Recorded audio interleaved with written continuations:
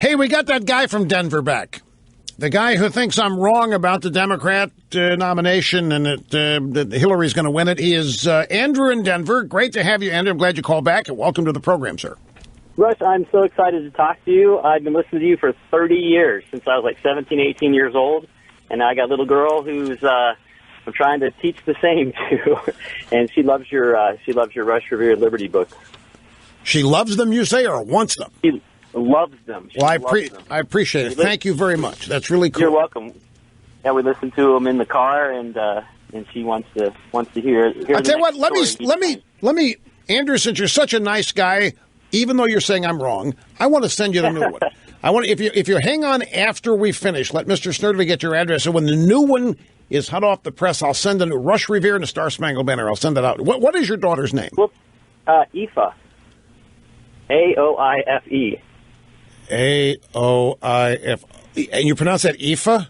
Yeah. Okay, cool. Irish name. All right, well, so we'll have it for her. It'll be a while. It comes out October 27th. So as soon as it's out, we'll get it out to you. So least I can do. No one can say that you are not kind to people who disagree with you.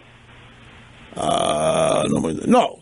Well, we try to put you at the top of the line to boot. Well. Exactly.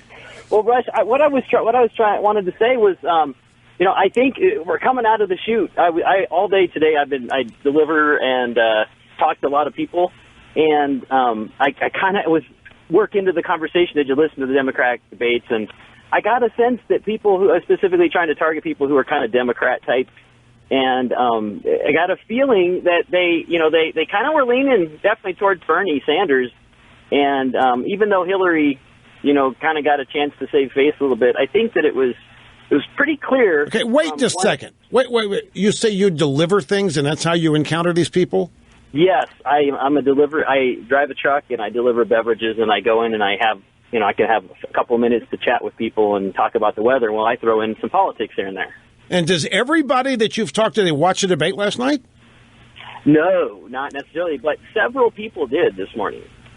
Okay. I've also been kind of chatting with them over the course of the last... Now, do you tell them who you're for in this race, or do you just bring up the conversation and let them talk?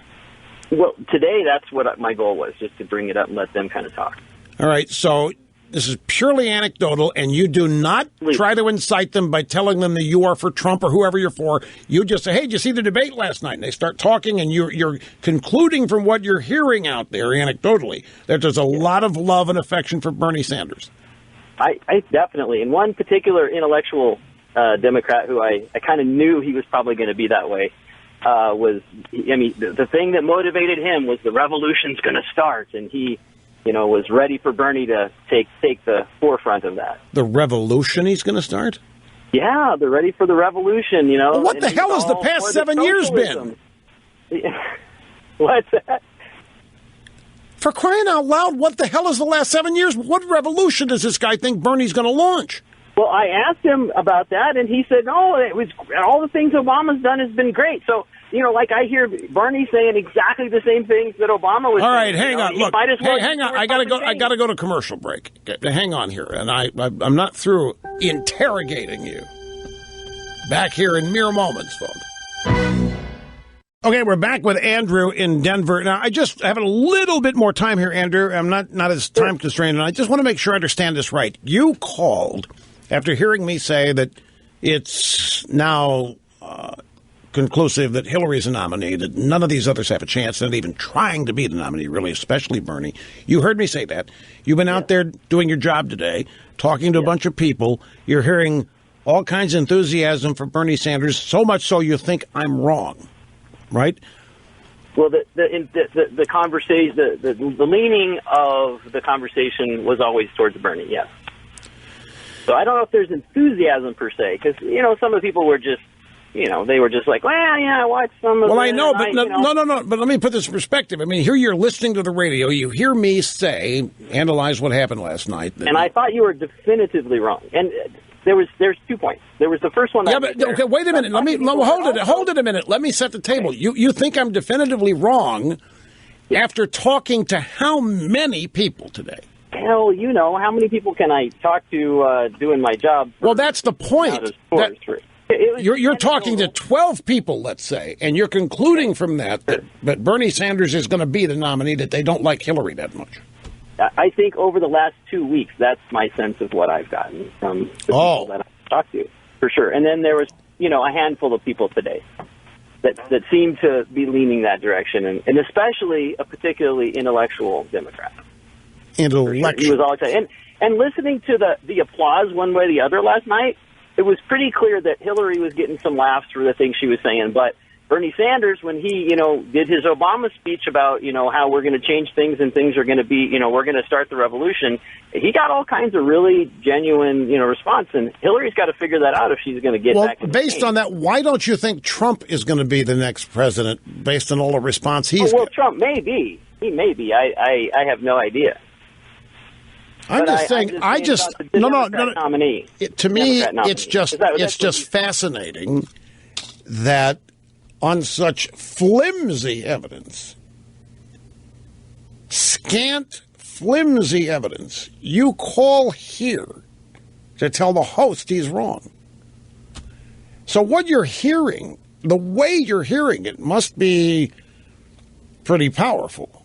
Because it's an admittedly a tiny sample of people on which to be basing an applause at a casino during a Democrat debate when the only people they let in there are Democrats.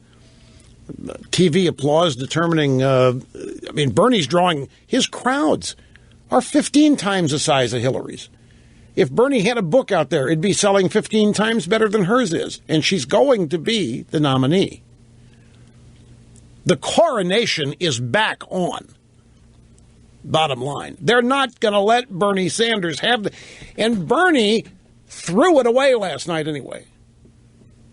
Bernie Sanders threw the nomination to Hillary Clinton with his admonition on her emails. She was absolved. She was applauded.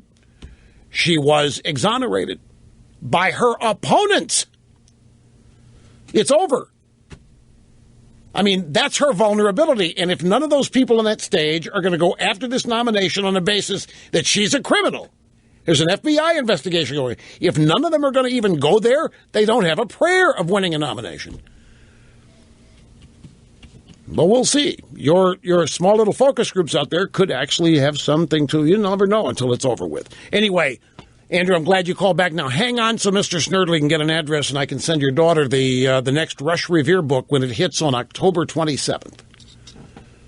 Rush Revere and the Star-Spangled Banner. And it is great. It is so chock full of just inspiring factual truth about the founding of this country. And there's even a time travel adventure back to when the founding documents are being written in Philadelphia.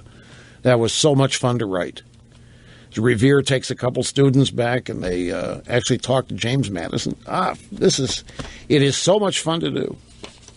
It is such an opportunity to tell the truth of this country to young people who probably are not hearing it, and certainly not hearing it enough in their own schools.